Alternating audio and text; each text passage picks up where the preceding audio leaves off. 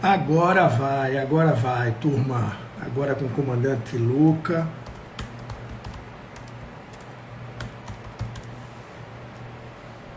Tá aqui, a gente tá tendo uma dificuldadezinha. Agora, entrando aqui, vou aqui, comandante Luca já dentro do nosso perfil. Eu vou colocar aqui o meu amigo comandante Diógenes Luca, que está se conectando. Olá, comandante! Peixoto, bom dia para você. Bom dia, obrigado mais uma vez. Você está aqui com a gente. A gente gravou, pessoal, para quem não sabe, eu gravei um podcast com o comandante Luca. Logo mais o podcast vai estar no ar. O Bruno já está liberando o podcast. O podcast foi muito bacana. O comandante Luca também será um dos palestrantes da nossa convenção nacional. E eu sei que o comandante Luca é uma pessoa extremamente discreta, mas eu não posso deixar de contar a história de como eu conheci o comandante Luca. Eu tenho um grande amigo que foi comandante do BOP de Alagoas, e eu liguei para ele, o coronel Dário César, e disse: Dário, eu queria conhecer alguém na área de negociação, mas que fosse de fato uma pessoa da área militar e que fosse assim muito, muito competente. E o Dário me mandou 3 nomes, e eu imaginei, pô, Dário, bacana, esses caras são os melhores. Ó, o melhor não está aí, não. O melhor é o comandante Diógenes Luca, mas é difícil de falar com ele.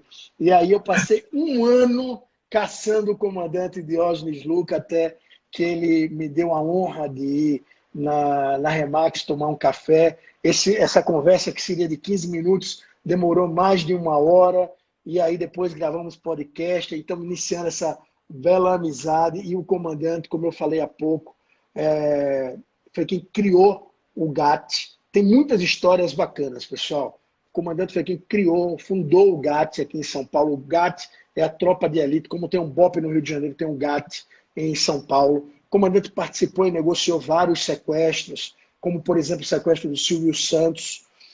Tem esse livro que é muito bacana, O Negociador. Tem um livro que é o Diário de um Policial. É comentarista da Rede Globo de televisão. Então, vocês vão gostar bastante. Comandante, bom dia! Cioli, muito bom dia para você. Uma alegria enorme estar com você aqui nesse sábado, com todos os seus seguidores aqui. Você falou do meu livro, mas o livro que eu estou lendo é esse daqui, ó. Olha aí! Muito bom, obrigado, Uma alegria. comandante. Parabéns pela iniciativa de fazer essas lives, né? Isso, nesse momento, é tão importante, a gente poder compartilhar aí conhecimento, trocar ideias, nesse momento de isolamento e confinamento das pessoas, né? Portanto, muitíssimo obrigado pelo convite, é uma honra estar com você. Obrigado. Então, você que está assistindo, vamos lá. A gente vai começar a falar sobre negociação. Vai nesse coraçãozinho, clica bastante, vai nesse aviãozinho, manda para pelo menos 15 pessoas, porque vocês vão ouvir das melhores lives que a gente fez até agora. Comandante, fala para a gente um pouco da sua trajetória pessoal. Você começou... hoje você dá muitas palestras também para executivo, mas eu queria saber um pouquinho da sua trajetória como militar e como a parte de negociação entrou na sua vida. Eu venho de uma família de classe média aqui em São Paulo, né? E com 15 anos de idade eu entrei na Polícia Militar, na Academia do Barro Branco, fazendo o curso preparatório lá, que é uma espécie de colégio profissionalizante, é o 2º grau, com matérias militares. E é um concurso público muito concorrido na época. Hoje não existe mais, agora você entra direto na academia para fazer o curso superior. Mas existia na época o preparatório, por isso que eu entrei com 15 anos de idade. E com 20 anos de idade eu era já um tenente e comecei minha carreira aqui na Rota, que é um batalhão muito famoso aqui em São Paulo, o Batalhão Tobias de Aguiar. Foi lá que tudo começou, ou seja, o trabalho que eu fiz lá me alavancou para outras posições, e aqui já aproveito para compartilhar uma lição, sabe? Você foi da Rota também? Pô, que Eu fui da bacana. Rota também. E isso é muito importante, porque eu já trago uma lição para quem está nos assistindo nessa live, né? E é uma frase que não é minha, mas uma frase que diz o seguinte: todo homem é a qualquer tempo produto da sua história. E eu vejo que a minha trajetória foi uma sucessão de fatos que foram se juntando, se conectando, e também, para não falar só de mim, mas também citar um exemplo de um cara também que muitas pessoas conhecem, que foi Steve Jobs, né? Steve Jobs, naquele discurso antológico que ele fez em Stanford, quando ele foi paraninfo de uma turma, ele conta um pouco dessa questão de como ele começou a vida dele, na universidade, com muita dificuldade, e não era o que ele queria fazer, e foi fazer um curso de caligrafia. E depois ele percebeu que esse curso de caligrafia, lá na frente, quando ele já era um empresário, um microempresário, ele viu como aquelas formas do curso de caligrafia ajudaram a desenvolver a modelagem, o formato da Apple. Então ele fala, olha, a gente tem que olhar para trás para fazer essas conexões, né? E eu digo para você que foi essa história na Rota que começou no início da minha carreira a me alavancar para chegar onde eu cheguei. Foi o meu trabalho na Rota que me fez ser indicado à época para ser um dos fundadores do GAT. Né? E olha aqui, GAT... a Rota, a Rota tem se publicitava muito que a Rota era um batalhão extremamente duro, um batalhão extremamente, de fato, ia para resolver e pegava pesado.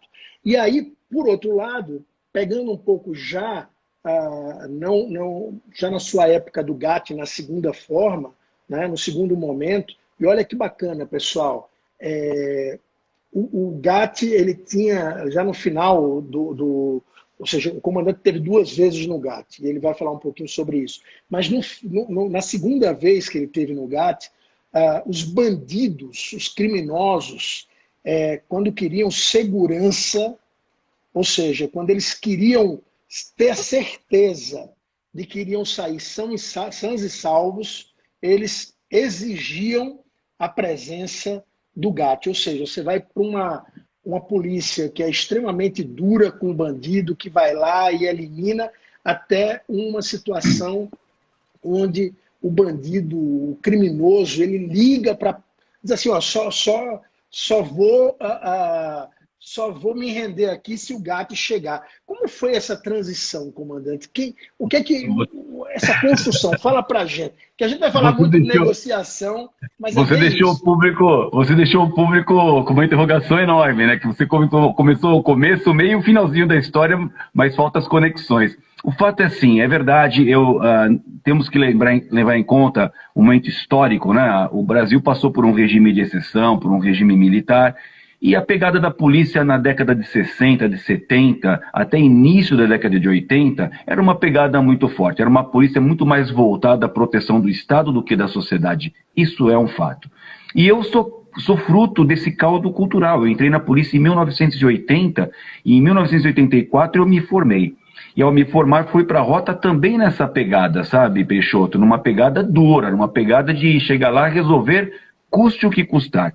Se fôssemos comparar com o mundo corporativo, seria aquela empresa que, de certa maneira, eu quero fazer uma generalização aqui com muito cuidado, porque a maioria dos policiais é gente de bem, já adianto. Mas naquela época a gente pegava bastante pesado, ia lá para resolver o problema, muitas vezes se assemelha àquela empresa do mundo corporativo que para atingir uma meta faz qualquer coisa, sabe? E eu fui assim durante um tempo na minha vida.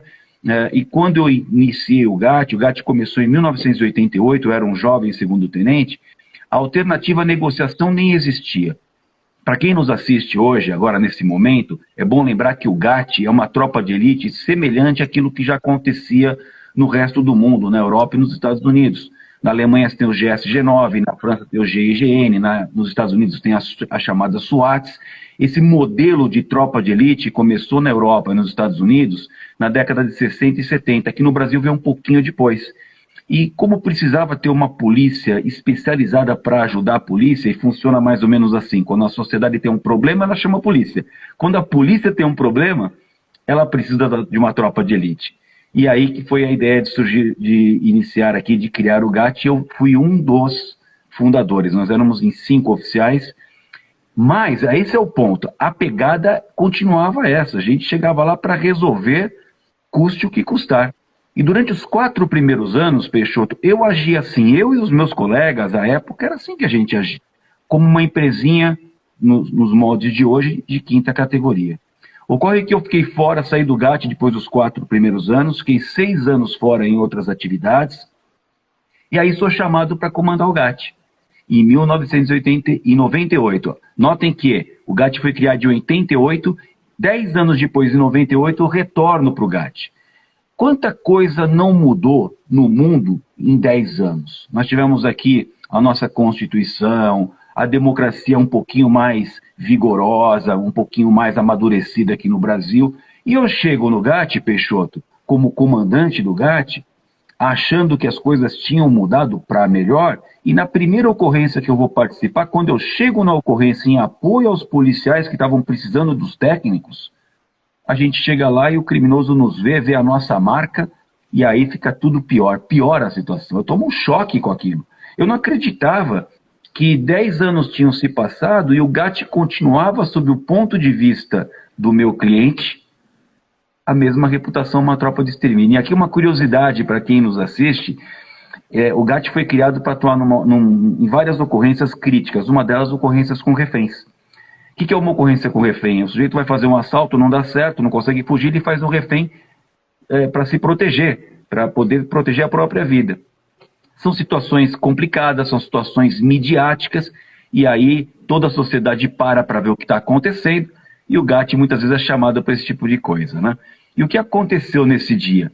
Quando os meus colegas policiais de área, não dando conta de resolver a situação, nos chamaram lá, a minha chegada da minha equipe piorou. E aí eu estava falando do cliente, né? Embora se eu perguntasse aqui para quem nos assiste, quem é o meu cliente numa ocorrência com o refém, provavelmente a resposta seria, o refém, está lá para salvar o refém. É verdade, mas não é o principal. Alguém pode falar assim, você está lá para proteger a sociedade, que está passando por um perrengue lá. Também a resposta é afirmativa, mas não é o principal. E não é o principal por quê? Não porque tem menos valor, mas porque, na verdade, com quem que eu converso? Quem é a pessoa que está do outro lado da mesa, vamos chamar assim? É o criminoso. E o criminoso é o meu cliente. E o meu cliente queria tudo menos a nossa presença. Quando eu vi isso, eu, obviamente, tive que fazer um retrabalho nesse dia que aconteceu essa ocorrência. Ela ficou pior com a minha chegada, a chegada da minha equipe.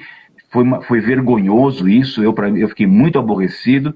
E aí tive que fazer um retrabalho de trazer a situação ao status quo que estava antes da minha chegada, aplicar as técnicas que nós já possuíamos para resolver. Só que quando eu voltei para a base, Peixoto, eu voltei muito, muito bravo, sabe? Eu voltei bem aborrecido, pus toda a tropa na sala de aula e falei, olha, a partir de hoje, e aí que é o final da história que você estava trazendo aqui, a partir de hoje nós vamos trabalhar forte até o dia que o bandido chamar o GAT. Em outras palavras, eu quero que a minha palavra enquanto negociador tenha tanto peso que a hora que eu falar, você vai sair daí vivo, preso e ser um fio de cabelo desarrumado, ele pode acreditar que vai isso acontecer. É claro que nós temos outras alternativas também, né? Mas a melhor alternativa, aquela que mais nós recomendamos e esperamos que resolva, é a negociação. E por que a negociação? Porque a negociação é a alternativa que mais traz ali tranquilidade para todas as pessoas, para o refém, para os policiais e até para o criminoso. E foi a partir daí, Peixoto, nessa trajetória de 7 anos que eu fiquei no GAT, fiel a esse pensamento, atuando de forma dentro dessa conformidade, que eu aprendi as lições de negociação que estão no livro, né, que você mostrou aí, e que hoje me tornou um palestrante, sou professor da FIA nessa disciplina, e estudioso da negociação. A negociação ganhou corpo e volume na polícia, e a minha maior honra hoje é saber que o meu legado continua sendo mantido por aqueles que me sucederam. Hoje elogiado, o GAT é uma... comandante. E elogiado por todo mundo. Agora, pegando um pouco do que o senhor está falando, os valores, assim, trazendo para o... E, na verdade, nem trazendo para o mundo corporativo. Eu acho que isso é qualquer situação. Os valores estavam muito claros quando você juntou todo mundo na sala de aula e falou, pessoal, é assim, a partir de agora, o bandido vai ter que chamar o GAT. Né? Quando ele quiser, está salvo. Então, tem a questão dos valores de maneira muito rígida. Tem uma única coisa, que era a sua missão, de fazer com que isso acontecesse de maneira clara. Então, fala um pouco dessa questão dos valores, dos objetivos, do que isso é importante, e também o lado, né, do bandido que não pactuava com vocês de maneira correta, tinha uma consequência. É bom lembrar, para quem não assiste, agora como curiosidade, né? O GAT, qualquer tropa de elite no planeta, porque todas elas são muito semelhantes, né? Os valores, os princípios, o senso de pertencimento, a gente só muda de nome. Aqui chama GAT, no Rio chama BOP, nos Estados Unidos chama SWAT, na França chama GIGN, na Inglaterra chama SAS, os nomes mudam, mas o perfil do policial, os valores que nós defendemos são muito semelhantes em todo o planeta. Isso é uma coisa muito comum das tropas de elite, né? E aí qual que é o grande ponto importante para nós? E isso se assemelha muito, é o que eu falo hoje nas minhas palestras, para o mundo corporativo. A primeira palavra chama integridade. Esse é um valor para o integrante de uma tropa de elite.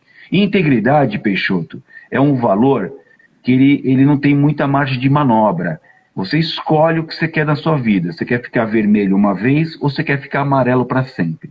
Eu vou dar um exemplo. Você, por exemplo, aí na Remax, tem o seu business, o seu negócio, e um dia aconteceu uma inconsistência junto a um cliente seu. Um problema. E ele ligou reclamando, falou, olha, não foi isso que nós combinamos. E aí você fala, só um minutinho, deixa eu dar uma apurada aqui, e você constata que de fato houve uma falha. Você tem duas opções. Você vai falar para ele, ó, senhor, me desculpa, constatamos a falha, nós vamos aqui ajudar a recuperar rapidamente, vou compensá-lo, vou descontar a fatura, vou fazer, né, para tornar a situação justa novamente. E mais do que isso, aproveitando até esse momento de ruptura ou de fratura, para gerar ali um calo ósseo para falar, olha, realmente o pessoal da Remax, na hora da dureza, eles estão presentes. É a fratura ajudando a fortificar ainda mais a relação. Essa é uma opção. E você fica vermelho uma vez. A outra opção, você ficar amarelo para sempre.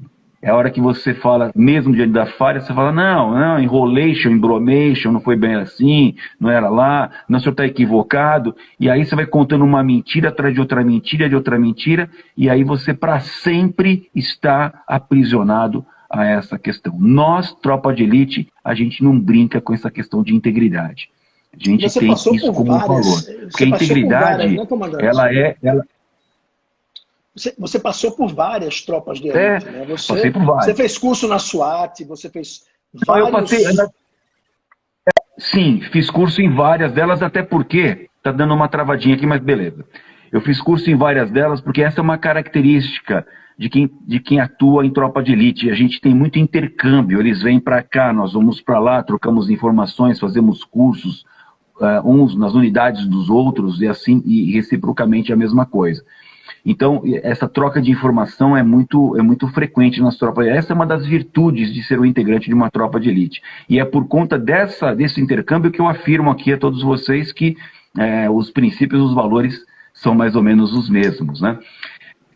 Bom, esse foi o primeiro passo aí para a gente chegar nessa questão. A segunda coisa que eu trato até no livro, né, que foi uma lição que eu aprendi. Quando eu cheguei para a minha tropa, para a minha equipe, e falei, olha, a partir de hoje nós vamos trabalhar forte. Até o dia que o bandido chamar o gato, em outras palavras, eu quero ter credibilidade na minha palavra, e credibilidade está conectada com integridade, é claro que não foi muito fácil, né? Algumas pessoas têm muita dificuldade de aceitar um novo paradigma. Aliás, você que nos assiste aqui, né, Peixoto, o público que está nos acompanhando, tem que sempre pôr a mão na consciência de entender que toda vez que se inaugura um novo paradigma, tem 3 comportamentos clássicos das pessoas. A maioria é contra. Uma pequena parte estava vendo que do jeito que estava não estava indo bem, os lucros não eram os mesmos, os resultados não eram tão satisfatórios como eram antigamente, mas eles não tiveram a força de ser o protagonista da mudança. Mas quando eles ouvem o novo paradigma, eles estão dispostos a testar. É a segunda característica. E tem aqueles também, a terceira, que são os em cima do muro, né? Aquelas pessoas que, como diz Fernando Pessoa, não sofrem muito, não choram muito, não gozam muito, os mornos, né? Aqueles caras que a gente chama de esgarçados, né? Na tropa de elite a gente dá nome para esse tipo de gente, que é borracha fraca. calça curta ou boca aberta. Em todo lugar tem, mas a gente deve, sabe, estimulá-los aí a procurar outros locais, porque aqui já afirmo para você, Peixoto, tropa de elite e empresa de alta performance, que aliás é o conteúdo do meu novo livro que eu pretendo lançar, tem tudo a ver. Nós comungamos os mesmos valores, dos mesmos princípios. Tropa de elite e empresa de alta performance é quase que uma coisa muito similar. E é por isso que integridade é um valor, lidar com conflito é um valor, ter moral e ética para nós é uma coisa importante, sendo que a moral tem muito mais peso para nós. Vou dar um exemplo aqui para quem nos assiste de moral e de ética. Você acha uma carteira na rua e você devolve para o dono. Ponto final. Quem faz isso, age na moral. Você acha uma carteira na rua, você até pensou em devolver, uma hora que você viu tinha R$1.000 na carteira. Aí você resolve pôr no bolso. Mas na hora que você vai pôr no bolso, você viu que tem uma câmera de segurança filmando a ação. E aí, então, para não ser censurado, de pôr uma coisa indevidamente no bolso, você vai lá e devolve para o dono.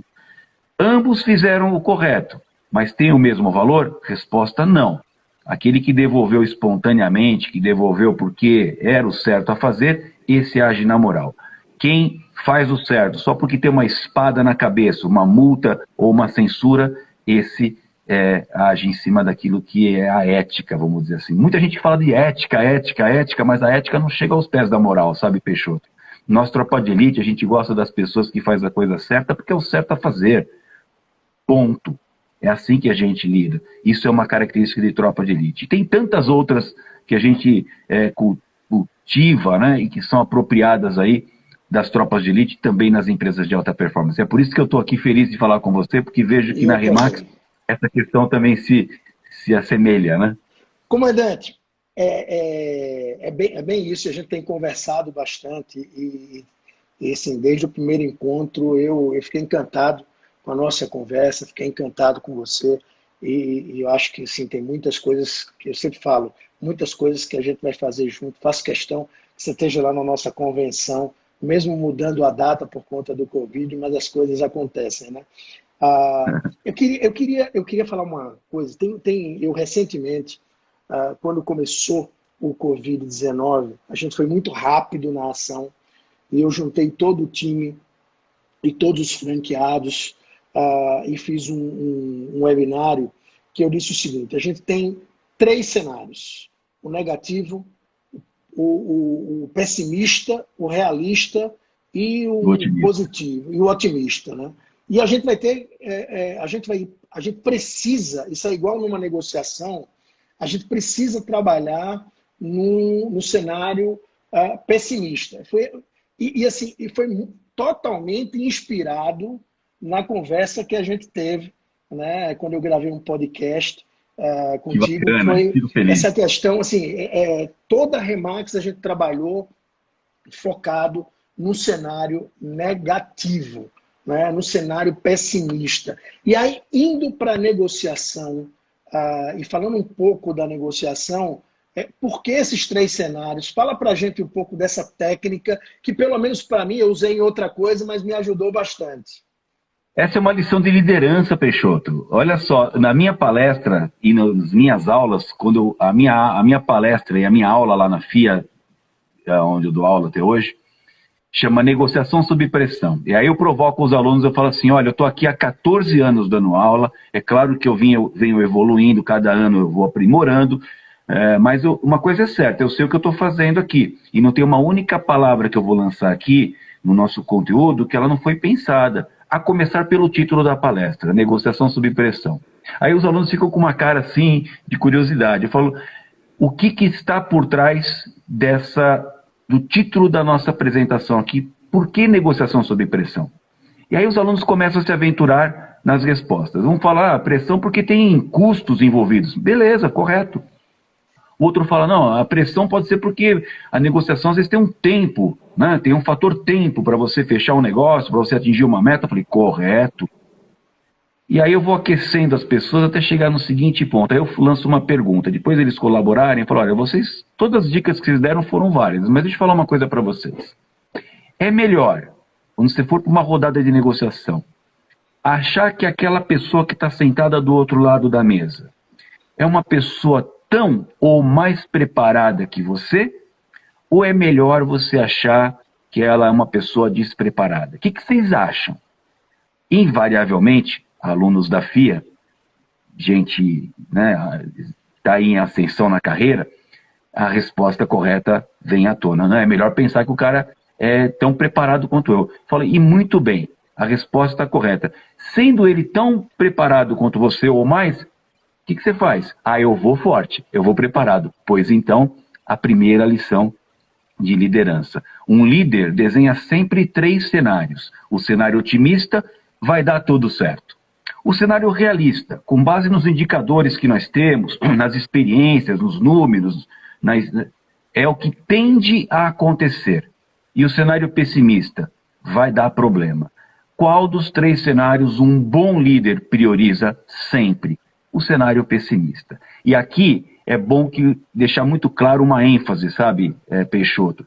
Não é que a gente quer ser depressivo ou quer ser né, chato. Até porque as pessoas não fazem isso, né, comandante? É simplesmente, você pode até esperar o melhor, mas você se prepara para o pior. Esse é o ponto. Um líder sempre prioriza o cenário pessimista. É melhor você estar preparado para o pior. Portanto, é a primeira lição de liderança. E eu vou aproveitar para dar mais uma, dentro daquilo que você me perguntou, que ele vem meio lateral, vem meio conectado. Um líder, ele jamais delega responsabilidade. A responsabilidade é indelegável. Um líder delega tarefas. Eu quero dizer assim, nós temos 2 braços, 2 pernas e 24 horas. Você não consegue fazer tudo sozinho, mesmo sendo o CEO da empresa. Então você precisa de uma equipe.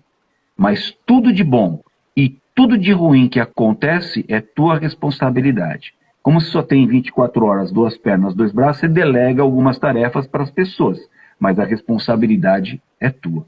Isso para nós é também um valor das tropas de elite e eu tenho comigo aplicável no mundo corporativo, Peixoto. É essa que é a história do cenário. Eu sem dúvida nenhuma concordo em número, gênero e grau. E queria, saindo um pouquinho disso, indo para uma... Pessoal, esse livro é muito bacana, esse livro é muito legal, vocês precisam ler. E no livro, aliás, o livro, abri uma página aqui, eu rabisquei todo aqui, comandante, me desculpe, mas ele está todo pintado aqui. E no livro ele fala, o comandante fala da questão do sequestro do Silvio Santos, né, que foi um sequestro emblemático, né, por ser o Silvio quem ele é. E a gente nem falou isso bastante no podcast, falamos até muito pouco, mas eu relendo depois do podcast, tem uma analogia muito forte com o momento que a gente vive, né, nas empresas. Se você pudesse falar um pouquinho para a gente como foi a interferência do próprio Silvio, né, na negociação. Conta um pouco para a gente, até porque todo mundo conhece o Silvio Santos, e para a gente fazer uma analogia com a vida da gente, do trabalho da gente. O pessoal está perguntando qual é o nome do livro. É O Negociador, do comandante Diógenes Luca. Isso. Então, muita gente já nem lembra mais dessa ocorrência, né? Mas em 2002, 2001, a filha do Silvio Santos, a Patrícia Bravanel, foi sequestrada e ficou um tempo em cativeiro. Houve uma negociação no chamado crime de extorsão mediante sequestro. Quem cuida disso é a divisão de sequestro da Polícia Civil. O Silvio e a equipe da Polícia Civil decidiram fazer o pagamento do resgate, pagaram o resgate, a moça foi libertada, mas a polícia continua na investigação, né? E estavam atrás do sequestrador. O sequestrador, com aquele pacote de dinheiro, que o resgate foi de 500 mil reais, ele começou a tentar fugir, né? Desaparecer. Mas é muito difícil desaparecer, sabe? Quando a polícia está a fim de verdade de pegar, é muito difícil. O que o rapaz fez? Ele se hospedou, saiu do bairro onde ele morava, se hospedou no hotel em Alphaville, ficou lá, pintou o cabelo. Um dia ele foi dar uma volta, a moça da limpeza acabou vendo aquela mochila embaixo da cama, abriu e viu que tinha dinheiro e a partir daí acionou a polícia. Os policiais que foram lá, lamentavelmente, não estavam muito preparados, houve um tiroteio, ele acabou matando 2 policiais e ferindo um e fugiu de novo.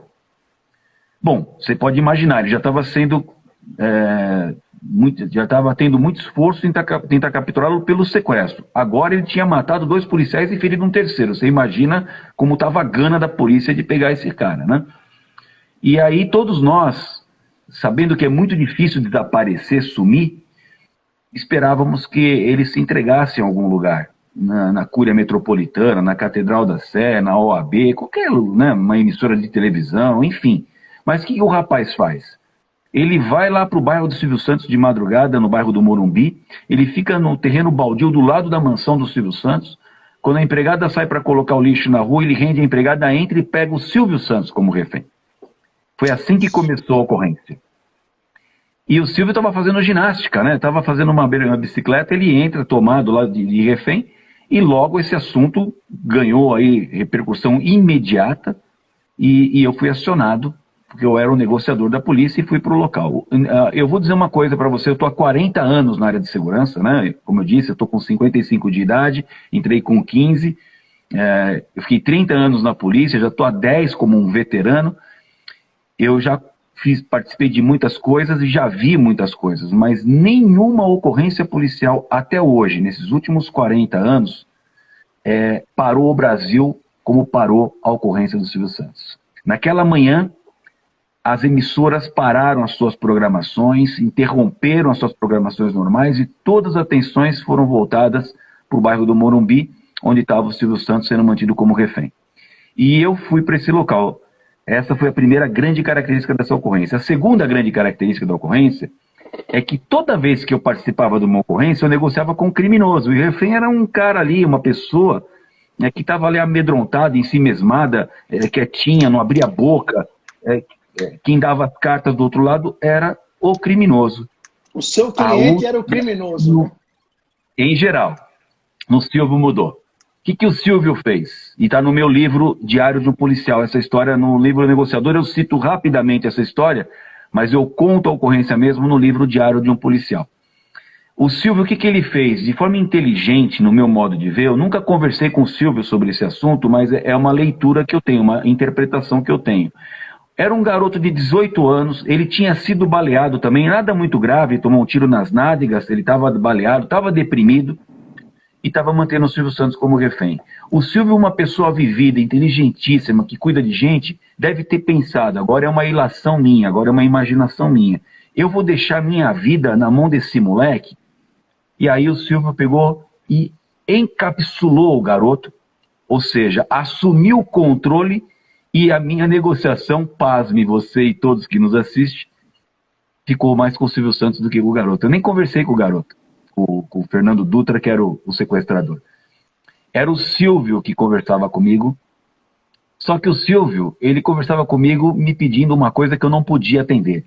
Ele queria o secretário de Segurança Pública na ocorrência. E nós temos uma doutrina que cuida desse assunto, Peixoto, que a doutrina determina que uma crise policial é para a polícia resolver. O secretário de Segurança, ele é chefe da polícia, mas ele não é polícia. E aí eu não podia inicialmente atender esse pedido do Silvio sob pena de descumprir uma norma da doutrina e colocar também uma pessoa do executivo em risco. Não é conveniente fazer isso daí. Então eu fui tentando tirar isso da cabeça do Silvio. Uma hora ele falou assim para mim, ele me chamava de Dr. Luca. Ele falou, Dr. Luca, você não vai trazer o secretário aqui? E notem, vocês, para quem não sabe, ele estava dentro de um cômodo fechado, que era uma despensa, e eu do lado de fora. Ele do lado de dentro com o sequestrador, a porta nos separando, trancada, e eu conversava com ele por intermédio dessa porta, sem contato visual. E aí ele falou assim para mim, você não vai trazer o secretário? Eu falei, não, Silvio, não é que eu não vou trazer, não tem necessidade, nós estamos aqui todos para resolver isso aqui na boa. Ah, é? Então tá bom, tem água, tem café, eu fico aqui. Aí ele falou, ah, é? Eu disse para ele, então tá bom, então você fica. E aí a gente dá um break na negociação, que é uma estratégia que nós usamos, né? Porque o relógio nosso, dos policiais que estão lá fora, protegidos, gira de um jeito. O relógio de quem está lá com o sequestrador gira de outro, né? E aí e serve para qualquer negociação, né, comandante? Exatamente, Assim, né? Às vezes... eu estou pedindo para você contar essa história, porque, assim, aliás, quem está gostando, coloca coraçãozinho, manda um aviãozinho para tu. Eu aprendi isso com os blogueiros, viu, comandante? Os blogueiros ficam Tô vendo um fazendo monte de live, coração por dia aqui. eu estou seguindo, porque dá relevância e tal. Mas, assim, eu tô pedindo para você contar essa história, porque é uma história muito, muito fora da curva, e dá para a gente fazer uma série de analogias com esse caso, né? E aí, voltando, fazendo um parênteses da negociação, só para alimentar o nosso público com um pouco do mundo corporativo. Existem 3 tipos, eu vou fazer um parênteses agora, tá, Peixoto, que acho que é importante para o público levar uma lição para o mundo corporativo. Existem 3 tipos de negociação. A negociação pode dar certo de pronto, é o mundo de Alice, só acontece na fantasia. Vou dar um exemplo. Imagine que você anuncia um celular por R$1.000, eu vejo o celular anunciado, faço contato com você, chego lá, falo, Peixoto, tudo bem, você anunciou o celular? Anunciei, R$1.000, R$1.000, está aqui R$1.000. Tem negociação? Não teve. E o pior, você vai sair triste e eu também. Você vai sair triste e falar, pô, pedi 1.000, o cara pagou na hora, podia ter pedido 1.100. E eu vou sair triste que falei, pô, mandei 1.000 e podia ter pedido um desconto de pagar 900. Eu só uso essa, inclusive nas aulas, para mostrar que é ilusão. A segunda negociação, você anuncia um celular por R$1.000 e eu chego lá, marco uma reunião com você e te ofereço, né, tudo bem, te cumprimento, as amenidades, aquele warm-up, aquela conversinha de amenidades. Aí fala, bom, vamos aos negócios. Tá aqui 300, estou te oferecendo. Só não, desculpa, Luca. Você deve ter visto o anúncio equivocado. Esse celular aqui que estou vendendo é um celular XPTO, ele custa R$1.000. Você está me oferecendo, você deve ter visto o modelo de 3 gerações atrás. Desculpa. É o segundo tipo de negociação. Não tem engajamento, sabe, Peixoto? É muito distante. E agora o método Harvard, a gente chegar ao MAN, melhor acordo possível negociado, ou a ZOPA, zona de possível acordo. Está muito distante os mundos. E aí vem o terceiro tipo de negociação, e é para esse que o meu livro serve, as aulas servem também, e a palestrante que você vai trazer hoje ainda, Simone Simon, que eu tenho o livro dela, né? E também vai falar que é quando você tem uma zona de congruência um pouco mais próxima uma da outra. É a negociação que, quando trabalhada, pode dar certo. A negociação, na verdade, é um acordo que você faz, o melhor acordo possível, negociado. Então, esse é o ponto. O que ele estava... Agora, voltando à ocorrência, o que ele me pedia lá... Estava no quarto, deu um break... deu um break porque o que ele me pedia era uma coisa que era totalmente fora de cogitação. Mas aí acontece um fato inusitado, né? E o fato inusitado é que eu recebo uma ordem de que o governador estava indo para o local. Nossa. E a ordem que eu recebi, ela não era uma ordem ilegal. Não é recomendável uma autoridade do executivo numa ocorrência policial, mas também não é ilegal. É apenas uma norma, uma doutrina, uma boa prática, mas não é ilegal. Eu tive que me render a isso contra a minha vontade, mas devo admitir, com a presença do governador, o Silvio acabou se entregando, liberando ali, convencendo o Fernando a se entregar. E a parte curiosa que foi o seguinte, quando eu soube que estava vindo o governador e não tive como negar isso, embora tenha tentado, eu falei, bom, vou ter que fazer desse limão uma limonada. Aí eu voltei lá com o Silvio, bati na porta, falei, Silvio, pois não. Falei, você tinha me pedido o secretário, você falou que se o secretário viesse aqui, estava tudo resolvido?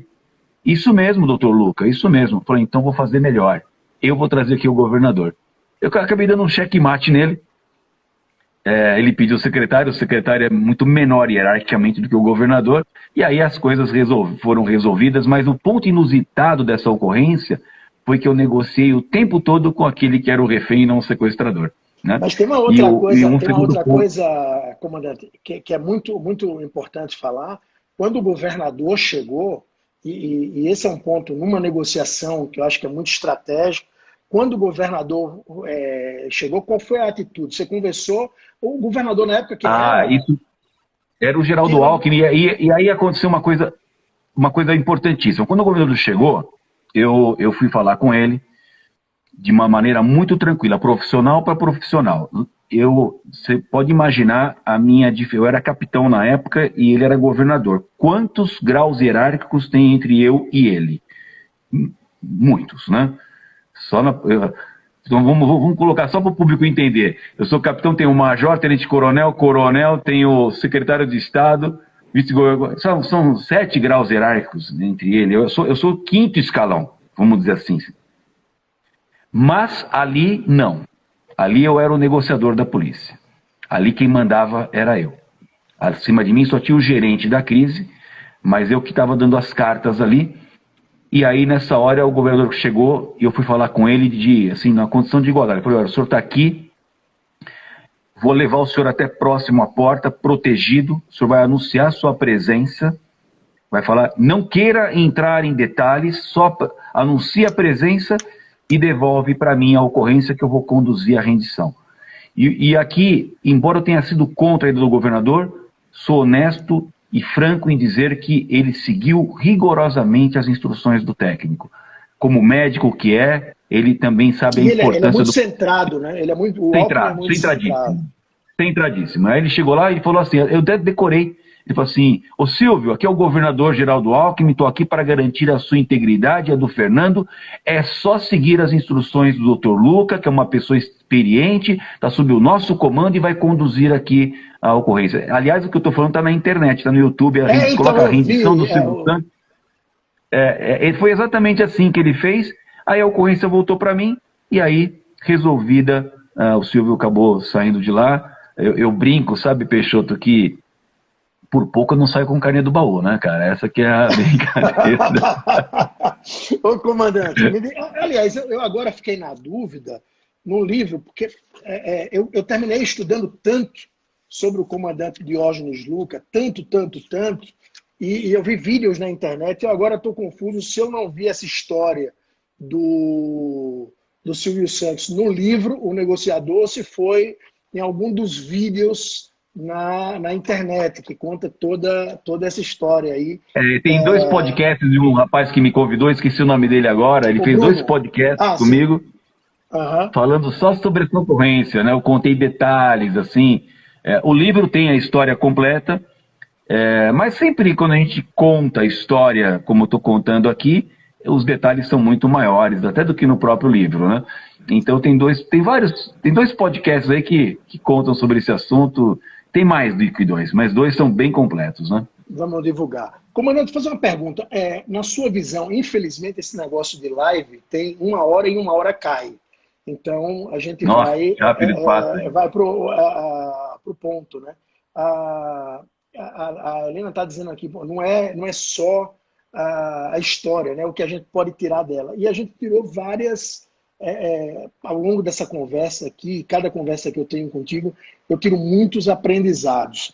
Nesses últimos 15 minutos que estão faltando, eu queria ouvir um pouco de você as principais características de um negociador, qual é a melhor maneira de se negociar, qual é uma coisa que eu notei em todos os contatos da gente, na relação que a gente criou, você é um cara muito justo, né? Você é um cara muito... Quando eu olho para você e quando a gente conversa, se tem uma coisa que me vem à mente é justiça. Assim, você é um cara muito preto no branco. O que é que isso interfere na negociação? Quais são as dicas? O que é que você pensa aí desse mundo de negociação? Bom, vamos fazer um pupurri de negociação aqui para fechar a nossa conversa com chave de ouro, sobretudo para o público que nos assiste, né? A gente que está no mercado, a gente que está trabalhando na área corporativa. A primeira coisa é importantíssima entender que a negociação que a gente tem que defender hoje, a bandeira de negociação que eu defendo é uma negociação baseada em princípios.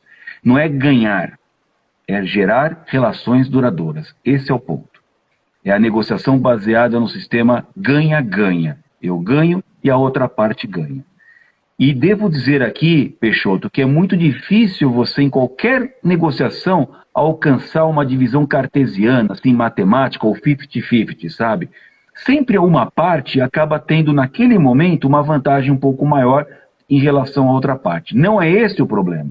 O problema é que a parte que ficou com menos, ou que não foi tão boa a negociação para ela, não saia daquilo entristecida. Não saia daquela rodada de negociação, daquele circuito de negociação, achando que fez um mau negócio, porque aí você dilapida o grande patrimônio que é a relação duradoura. O que nós queremos sempre são relações duradouras com os nossos clientes. Esse é o ponto. Primeiro aspecto da negociação que eu queria trabalhar aqui com as pessoas.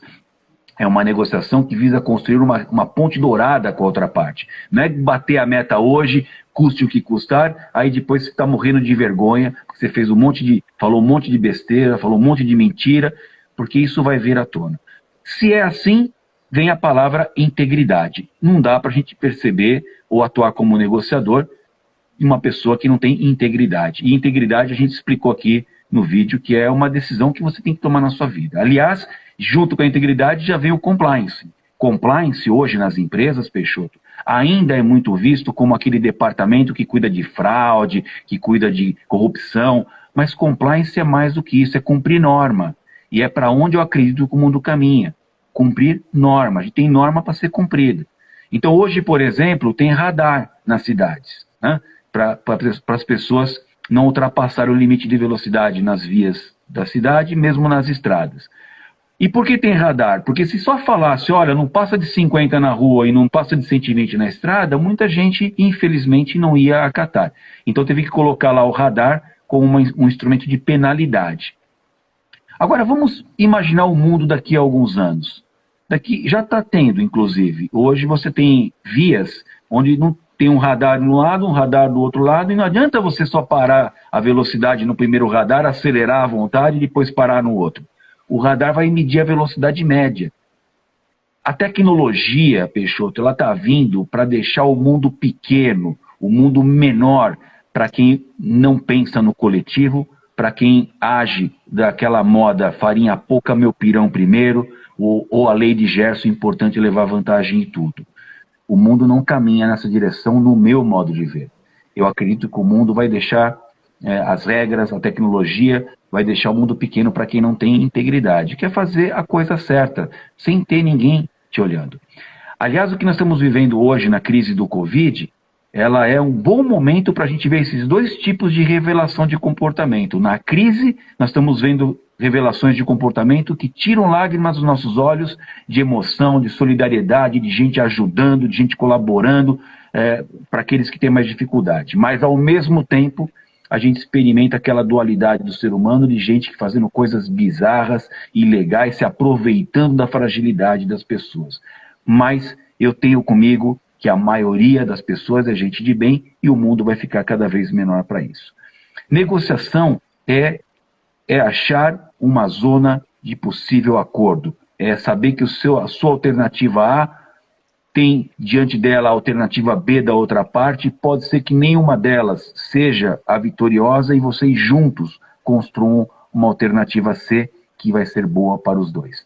É mais ou menos assim que a gente atua. Eu acredito demais numa negociação baseada em princípios. E para fazer isso, é bom você entender que as pessoas são diferentes umas das outras, é bom você ter praticar a chamada escuta ativa, né? Que é o que você está fazendo comigo agora, olhando para mim, né? Se dedicando para mim. Eu estou me sentindo aqui nessa live em relação a você, que é quem eu estou enxergando, um sujeito importante dessa relação. Você está prestando atenção em mim, isso é uma coisa que a gente precisa cultivar nas comunicações entre as pessoas, pensar com a cabeça do outro, porque todas as pessoas são diferentes umas das outras, manter o controle mesmo quando você for ofendido. Um negociador não, mesmo quando ele tem recebe da outra parte uma coisa meio de mau jeito, ou uma ofensa, um comentário preconceituoso, ele ainda mantém o controle, ele é uma pessoa também resiliente. Um negociador também não hesita de reconsiderar quando ele é o autor da escorregada, dar um passinho para trás, marcar uma nova reunião, pedir desculpas se for o caso. E são todas essas lições que, em resumo aqui, eu estou falando para você e estão no meu livro. E por último, um negociador cumpre sempre o que é combinado. A gente não dá bola nas costas dos nossos parceiros. Isso é um ponto importante. Quando a gente junta tudo isso, a gente alcança aquilo que é o nirvana de um negociador e também de uma empresa de alta performance, que a palavrinha chama credibilidade. Credibilidade, Peixoto, é um valor difícil de construir, mas com uma derrapada você pode pôr tudo a perder.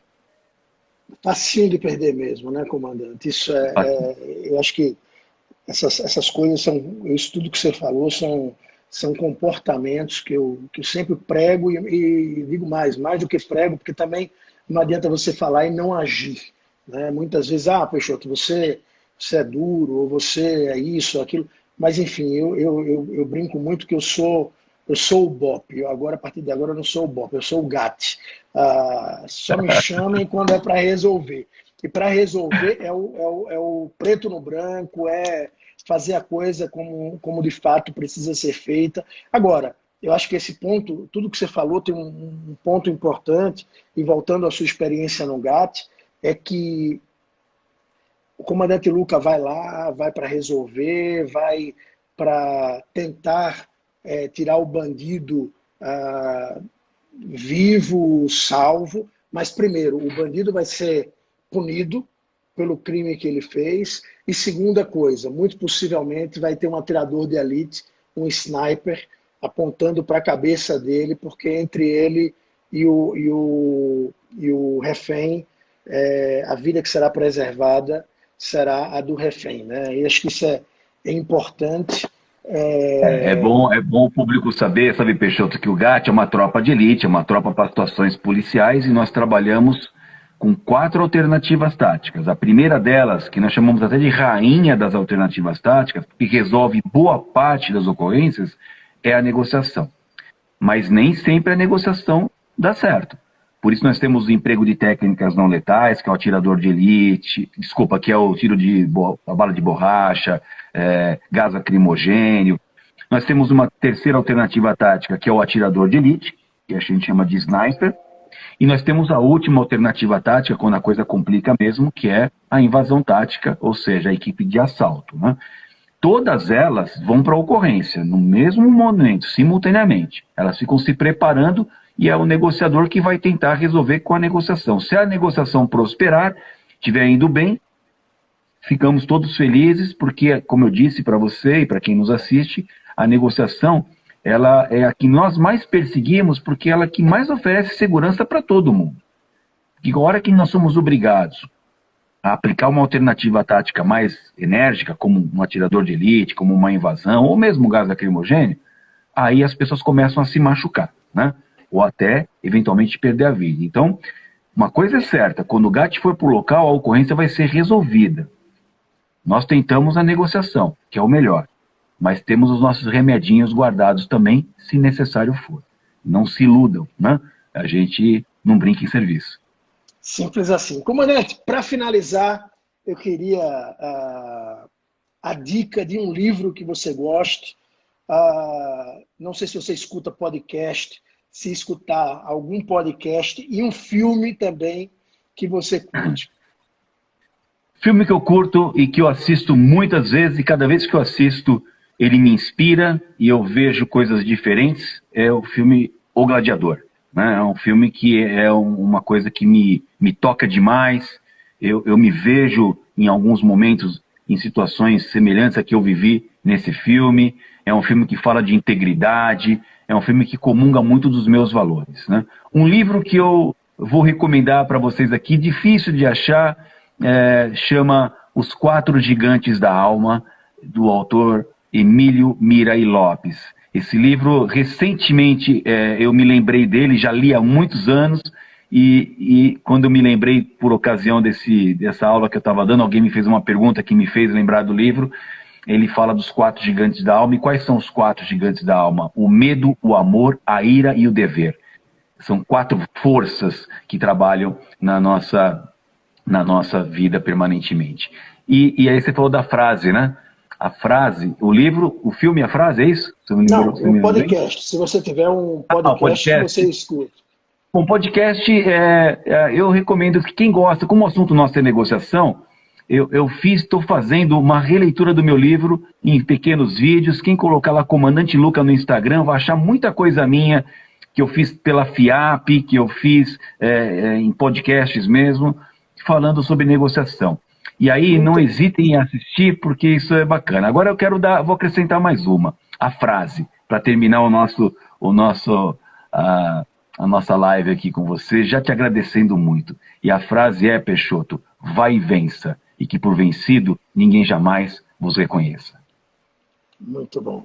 Comandante Luca, muito obrigado de coração.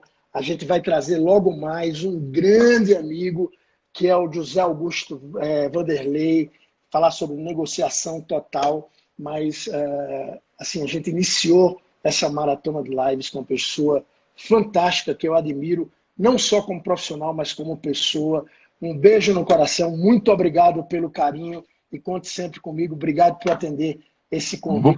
Vou fazer mais um pedido rapidamente aqui. Manda um abraço meu para Simone Simon, fala para ela que o livro dela é uma das indicações bibliográficas que eu faço para os meus alunos lá na FIA, tá bom? Manda um abraço. Eu não a conheço pessoalmente, fica aí registrado. Opa, até tirei aqui um print para falar para ela, tá bom? Comandante, obrigado pelo carinho e a gente se vê antes da convenção, certamente, quando parar esse Covid-19, mas logo depois a gente vai estar na convenção da Remax. Pessoal, logo mais, daqui a 3 minutinhos, eu estou entrando com o meu amigo José Augusto Vanderlei. Comandante, um abraço grande. Super abraço, muito obrigado, Peixoto. Ótimo dia para você. Abração.